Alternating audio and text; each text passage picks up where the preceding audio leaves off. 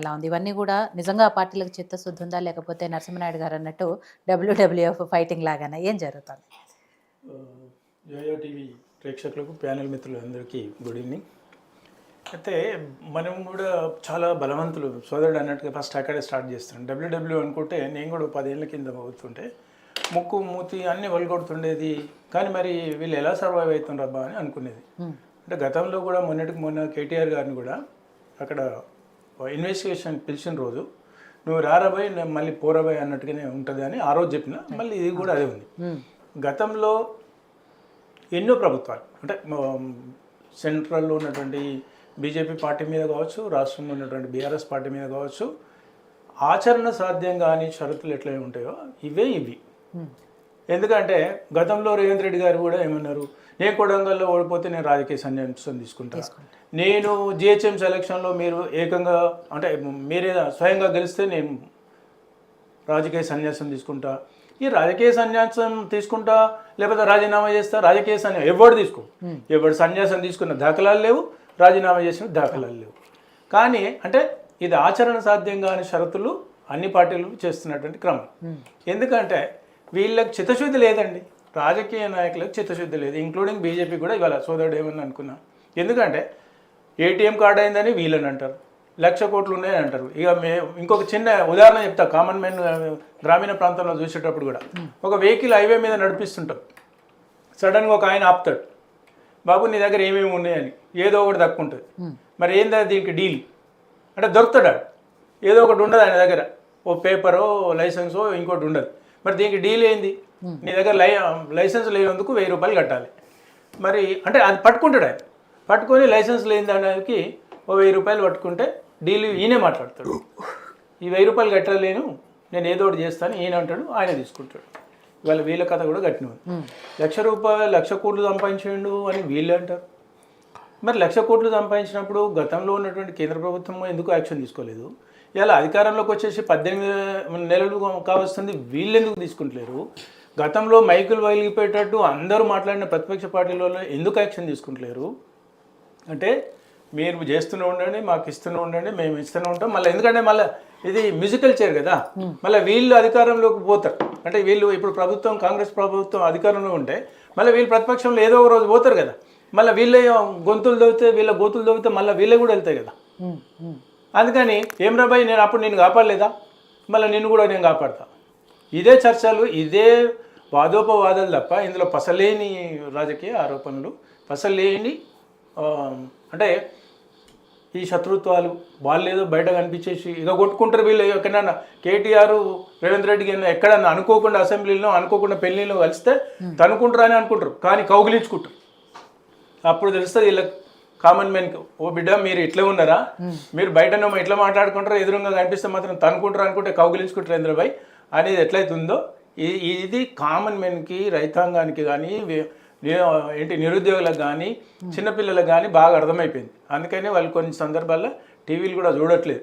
చాలామంది గతంలో బాగా టీవీ రేటింగ్, టీఆర్పీ రేటింగ్స్ ఇట్లా ఉంటుండేది, వ్యూవర్షిప్ ఇంత ఉంటుండేది. కానీ వీళ్ళను రాజకీయ పార్టీలో ఓకే ఛానల్ మార్చడం అని అంటారు. అంటే అటువంటి సంస్కృతి, అటువంటి సాంప్రదాయాలు, అటువంటి ఆచరణ సాధ్యం కానిటువంటి షరతులు వీళ్ళు ఇస్తున్నారు. అంటే ఉదాహరణకు రాజకీయ నాయకులకు ఒక ప్రజాప్రతినిధిగా ఎన్నుకున్నప్పుడు వాళ్ళ కనీస బాధ్యత శాసనసభకు వెళ్ళాలి. అది కేసీఆర్ గారు కావచ్చు, లేకపోతే ఇంకెవరైనా కావచ్చు. గతంలో ప్రధానమంత్రిగా ఉన్నటువంటి మన్మోహన్ సింగ్ గారు వీల్ చైర్ మీద కూడా పార్లమెంటుకు పోయిన సందర్భం ఉంది. మరి వీళ్ళు ఎందుకు ఆచరణ తీసుకోరు, ఎందుకు ఆలోచన విధానాన్ని మార్చుకోరు? ఒక రిప్రజెంట్ చేసేటప్పుడు లక్షల మంది ప్రజానీకం ఎన్నుకోబడిన వ్యక్తులు, అది ప్రభుత్వాలు చేసేటువంటి తప్పు ఏదైనా కావచ్చు, గొంతెత్తి కోట్లాది మంది చూసేటువంటి వీక్షకులుగా ఉండేటువంటి అసెంబ్లీ సాక్షిగా వీళ్ళు వెళ్ళాలి. ఇప్పుడు అదేవిధంగా మన సోదరుడు అంటాడు సతీష్ మాదిగ గారు ఏమని, ఆయన కేటీఆర్ ఏం బేస్లో రమ్మను అంటే, మరి ఏం బేస్ అన్నప్పుడు రేవంత్ రెడ్డి గారికి తెలియాలి, ఏ బేస్లో కేటీఆర్ వస్తాడా కేసీఆర్ వస్తాడా అని. మరి ఎందుకు అన్నాడు అంటే, నీకు తెలివి ఉండి ఆయనకు తెలివి లేదా, ఆయనకు తెలివి లేదా ఏంటిది? అంటే ఇప్పుడు ఆయన అంటే ఇప్పటికీ వాళ్ళు అదే అంటున్నారు పశుపతి గారు, ఎవరు వచ్చినా కూడా కేసీఆర్ వచ్చినా కేటీఆర్ వచ్చినా అసెంబ్లీకి రమ్మన్నాము, ఇలా ఎక్కడ పడితే ఓకే వెరీ గుడ్, ఎక్కడ పడితే అక్కడ రావద్దు. మరి ఎక్కడ పడితే అక్కడ వీళ్ళు ఎందుకు మాట్లాడాలి? మరి అసెంబ్లీలోనే విమర్శించవచ్చు కదా. అసెంబ్లీనే విమర్శించవచ్చు. ఒక బాధ్యత కలిగినటువంటి ముఖ్యమంత్రి కావచ్చు, లేకపోతే బాధ్యత కలిగినటువంటి ఎవరు కేసీఆర్ గారు కావచ్చు, ఎవరైనా కావచ్చు. మీరు కేవలం ఎక్కడ కూడా మాట్లాడొద్దు, శాసనసభల్ని మాట్లాడాలన్నప్పుడు మరి శాసనసభల్ని మీరు ఛాలెంజ్ చేయండి. అక్కడికి వచ్చి చెప్తారు, బయట మాట్లాడకండి. అంటే నేను వీళ్ళిద్దరికి ఏం చెప్తున్నాను, రేవంత్ రెడ్డి గారు కానివ్వండి, కేసీఆర్ గారు కానివ్వండి, ఒక మాజీ ముఖ్యమంత్రిగా ఆయనకు, ప్రస్తుతం ఉన్నటువంటి ముఖ్యమంత్రి రేవంత్ రెడ్డి గారికి నేనేం సవాల్ ఇరుస్తున్నా అంటే, మీరు ఏం చేసినారో అని వాళ్ళు అంటారు, మీరు ఏం చేసినారో అని వీళ్ళు అంటారు కదా. మీరు ఇద్దరు ఏం చేయలేదో నేను చెప్తా. మీరు ఉస్మానియా యూనివర్సిటీకి రండి, అశోక్ నగర్కి రండి, చెప్తా నేను. అప్పుడు తెలుస్తుంది వీళ్ళకి ఏం చేసినాం కాదు. ఏ ప్రభుత్వాలు, గత ప్రభుత్వాలు కానీ ఈ ప్రభుత్వాలు కానీ ఎవరు కూడా మేమేం చేసినాం అంటే చేయడానికి కోసమే మిమ్మల్ని పెట్టుకున్నారు. తాపీ మేస్త్రిని దేనికి పెట్టుకుంటారు? ఇల్లు కట్టమని పెట్టుకుంటారు, కూలగొట్టమని కాదు. దేనికైనా అంతే కదా. ఒక లేబర్ని ఎందుకు పెట్టుకుంటారు? పని చేయమని పెట్టుకుంటారు. ఒక సంస్థకు ఉద్యోగస్తుని ఎందుకు పెట్టుకుంటారు? నువ్వు పని చేయాలి బాబు అని చెప్తారు. చెయ్యని చెప్పకుండా ఓన్లీ మేము చేసినాం అంటే చేసినవి 30 చేయని 70 పక్కకు పెట్టేస్తారు, 30 మాత్రమే మైకులు పగిలిపోయేటట్టు మాట్లాడుకుంటున్నారు. మరి అది చర్చకు రండి. మీ తెలంగాణ ఉద్యమంకి ఊపిరి పోసినటువంటి ఉస్మానియా యూనివర్సిటీ ఉంది. మళ్ళీ మీరు మళ్ళీ ఉద్యమమే అనుకోండి, లేకపోతే మరో అధికారం చేపట్టినటువంటి కాంగ్రెస్ పార్టీకి కానివ్వండి. రాహుల్ గాంధీ గారు ఆ రోజు పోయిండు కదా, మళ్ళీ అశోక్ నగర్ పోయిండు, ఉస్మానియా యూనివర్సిటీ పోయిండు. అదే రోజు మరి రమ్మనండి. దానికి రారు. ఎందుకంటే వాళ్ళు యువకులు, వాళ్ళ మేధావులు. ఆ టైంకు ట్యాంపర్ చేయాలి, ఆ టైంకు ఎమోషనల్ బ్లాక్ చేయాలి, ఆ టైంకు వాళ్ళని ఉద్వేగం చేయాలి. కథం బెనిఫిట్ అయినామా, పక్క జరిగినామా. నిరుద్యోగుల్ని మోసం చేయని వాళ్ళు ఎవరు? గత ప్రభుత్వం చేసింది ఉద్యోగాలు ఇవ్వలేదని. మరి వీళ్ళు ఏం చేస్తున్నారు? వీళ్ళు ఇచ్చినటువంటి నిరుద్యోగ వృత్తి ఇస్తున్నారా? మొన్న కొంచెం కామన్ సెన్స్ ఉండాలి ప్రజెంట్ ఉన్న గవర్నమెంట్ కూడా. బస్ పాసులు పెంచుతారండి. బస్ పాసులు విద్యార్థులకు పెంచుతారా? 20% నుండి 30%. అంటే మీరేమో 1000 కోట్ల రూపాయలు సబ్సిడీ ఇస్తూ ఉంటారు, ఏవో చేస్తామంటారు. నిరుద్యోగులు మళ్ళీ దేశ భవిష్యత్తు, ఎక్కడైనా యూనివర్సిటీ ఓపెనింగ్కి పోతే మీరే ఈ దేశానికి భావితరాలకు పునాదులు అని అంటారు. కానీ వాడికి ఒక ఇంక్లూడింగ్ కేంద్ర ప్రభుత్వం కూడా నిరుద్యోగులకు ఉద్యోగ విషయాలలో, లేకపోతే ఏదైనా లోన్స్ కావాలంటే హైయెస్ట్ రేట్ ఆఫ్ ఇంట్రెస్ట్ వీళ్ళకే ఉంటుంది. వాళ్ళకి ఇచ్చేటువంటి ఫెసిలిటీస్ ఇవ్వరు, వాళ్ళకి ఇచ్చేటువంటి మౌలిక వసతులు ఉండవు, కాలేజీలలో ఫీజు రియంబర్స్మెంట్ ఉండదు. గత ప్రభుత్వం చేయలేదు, మళ్ళీ వీళ్ళు కూడా చేయట్లేదు కదా. అంటే నువ్వు మాట్లాడినంతసేపు నువ్వు మాట్లాడిపోయి నేను మాట్లాడినంతసేపు నువ్వు వింటా. మళ్ళీ మ్యూజికల్ చైర్, ఇంతకుముందు అన్నాను కదా, మ్యూజికల్ చైర్ గతంలో వచ్చినప్పుడు మళ్ళీ నేను వస్తాను, అప్పుడు నువ్వు నన్ను కాపాడు, నేను నిన్ను కాపాడుతాను. ఎవరు కూడా పోయిన దాఖలాలు లేవు. రాజశేఖర రెడ్డి గారి హయాంలో ఇంత అవినీతి జరిగింది, అంత అవినీతి జరిగిందని ఎవరు పోయిరు? జైలుకి పోయిండా? ఎవరు పోరు, వీళ్ళు కూడా పోరు, భవిష్యత్తు లేదు కాదు.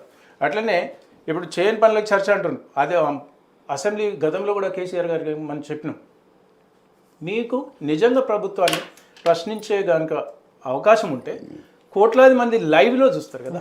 గతంలో ఒకప్పుడు 15 ఏళ్ల కింద 20 ఏళ్ల కింద ఈ లైవ్ చర్చ లేనప్పుడు కోట్లాది మందికి చూసే అవకాశం ఉంది కదా.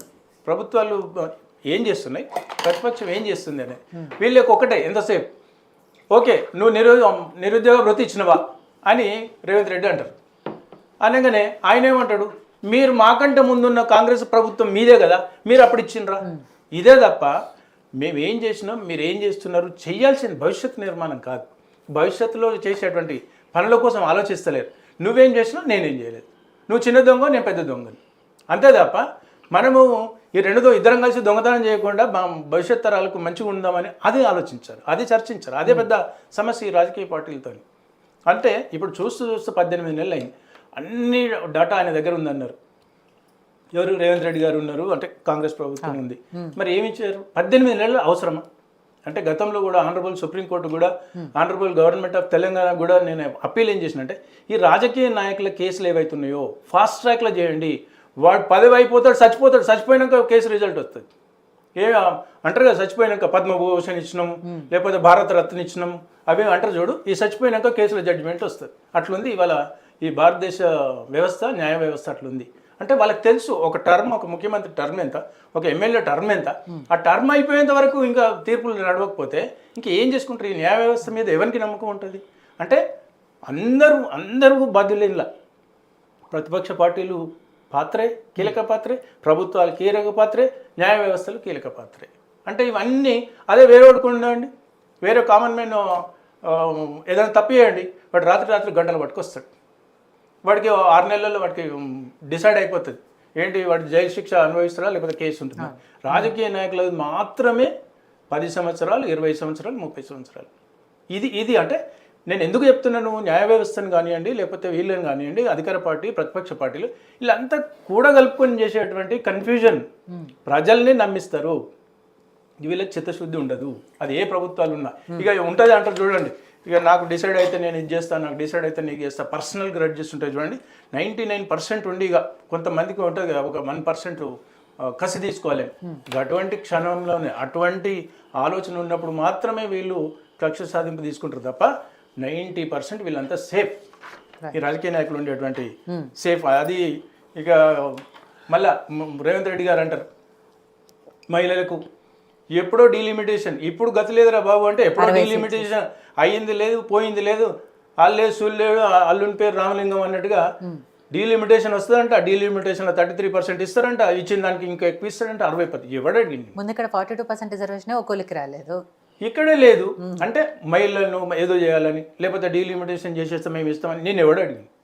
నువ్వు ఫస్ట్ ఉన్నదానికైతే కరెక్ట్ చేస్తే ఆ మహిళలకి ఇస్తానటువంటి ఆ కమిట్మెంట్ ఏదైతే ఉందో అది ఇవ్వకుండా నువ్వు ఇప్పుడు ఉన్నటువంటి మంత్రులు ఎంతమంది ఉన్నారు, లేకపోతే మొన్నటికి ఇచ్చినటువంటి కాంగ్రెస్ పార్టీలో ఎంతమంది బీసీలకు ఎమ్మెల్యేలు ఇచ్చారు, ఎంతమంది మహిళలకు టికెట్లు ఇచ్చారు. ఇవన్నీ వేస్ట్ అండి. అంటే మనకి చాలా బాధాకరం. ఎందుకంటే ఏ పార్టీ అనట్లేదు, గతంలో కూడా బీఆర్ఎస్ పార్టీ ఏమి ఇచ్చింది, మంత్రి పదవులు ఎంతమంది మహిళలు ఇచ్చారు.